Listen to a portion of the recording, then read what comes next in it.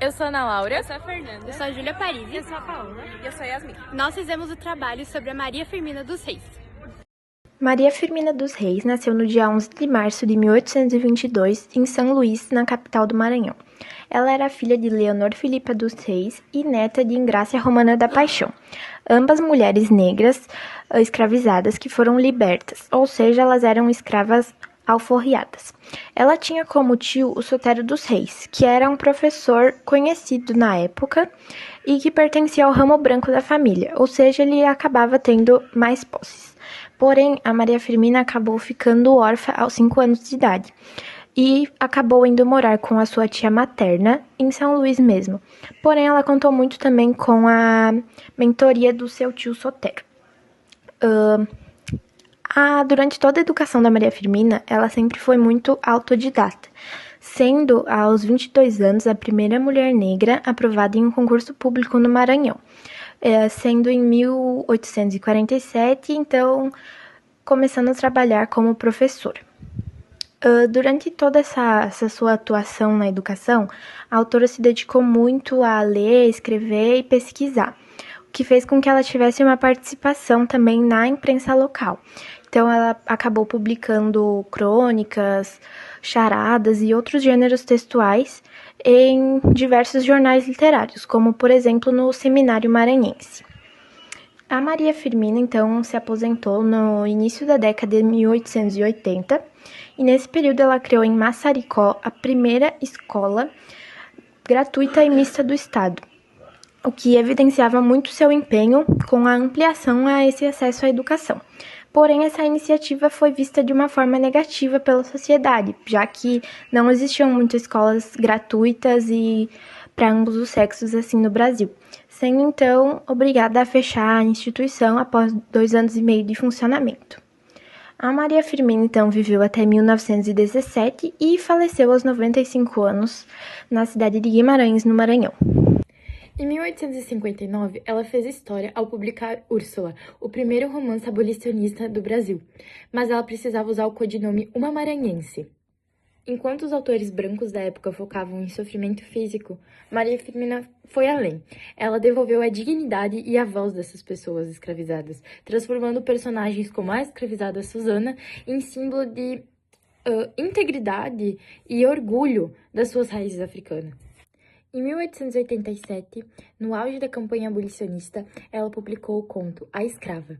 Era um manifesto direto contra o regime servil que escancarava a hipocrisia da elite brasileira, que se dizia muito civilizada, mais lucrativa, com o tráfico de pessoas. Para Maria Firmina, a verdadeira liberdade passava pelo conhecimento. Por isso, em 1880, ela fundou a primeira escola mista e gratuita do Brasil, lá no Maranhão, onde ela colocava meninos e meninas para estudar juntos dentro da sala de aula, e isso foi um choque para a sociedade conservadora da época. Finalmente, com a abolição em 1888, ela coroou a sua trajetória com o hino à libertação dos escravos. Maria Firmina dos Reis uniu arte, música e educação, deixando um legado na história do negro na sociedade brasileira. Eu vou falar um pouquinho sobre o contexto histórico que a Maria Firmina dos Reis viveu. Ela viveu no Brasil, no período do século XIX, que foi um período marcado por grandes mudanças históricas, como a independência do Brasil e os movimentos abolicionistas. E mesmo ela morando longe do Rio de Janeiro, que era o centro político da época, os movimentos influenciaram muito nas obras dela, nos livros, na sua escrita.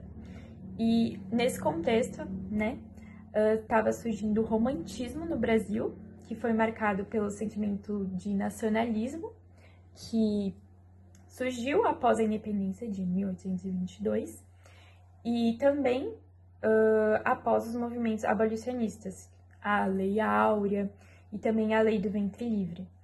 E tudo isso influenciou muito na escrita dela, nos seus livros e na sua obra.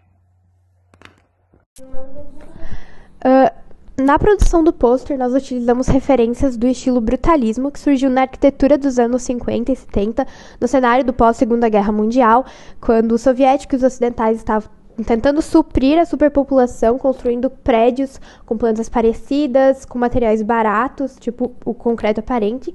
E isso marcou muito o estilo brutalista, que quando chegou no design contemporâneo, digital, é marcado também pela essa característica mais simples, com materiais, com texto bruto, com monocromático e dando ênfase na funcionalidade do produto em vez da estética. A Europa, principalmente a França nesse período, influenciou muito o Brasil também na Academia Imperial de Belas Artes, em questão do academicismo, que era uma metodologia rígida e clássica que representava momentos históricos, como a independência do Brasil, que foi citado anteriormente, por exemplo, e também como questões religiosas, como, por exemplo, cenas bíblicas de maneira bela e heróica, mas nunca abordando questões sociais como racismo, que era algo muito forte na época. Por fim, vamos contextualizar como estava a situação da arte após a segunda metade do século XIX no Brasil. Então, primeiro, para isso, é importante a gente saber que o imperador do Brasil, ele promovia as artes, as letras e as ciências, mas isso tinha muito de uma visão elitista no meio, porque nessa época o Brasil, enfim, as elites brasileiras se inspiravam muito na Europa, então as visões elitistas também eram refletidas nas artes brasileiras. Mas esse sistema do academicismo passa a ser seguido de forma menos rigorosa ali da metade para o final do século XIX, quando os artistas nacionais entram em contato com o movimento impressionista e passam a seguir mais disso nas suas obras. Por exemplo, a gente pode ver essa mudança nas obras do Belmiro de Almeida, que era um desenhista e colorista brasileiro que representava cenas ao ar livre, com a luz natural, explorando recursos impressionistas e futuristas também. Então, a partir disso, nós podemos concluir que a segunda metade do século XIX foi marcada pela transição entre o academicismo e o movimento impressionismo, e também teve forte influência das elites, acerca da produção de uma visão de superioridade e grandiosidade, além da exclusão de minorias, como os povos escravizados, da arte nacional. Então é isso, e muito obrigada pela atenção. Isso pode ser observado, por exemplo, na pintura Independência ou Morte, do pintor Pedro Américo, onde ele representa o momento do Grito do Ipiranga, mas isso é representado de uma forma idealizada e construída pelas elites, para parecer que esse momento foi algo glorioso, algo luxuoso, onde todos estavam vestidos com roupas boas, em cima de cavalos brancos, e apagando totalmente a luta dos trabalhadores nesse momento. Isso só reforça toda a visão elitista que a Europa influenciava no Brasil, e todo o poder das elites que tentava apagar as minorias.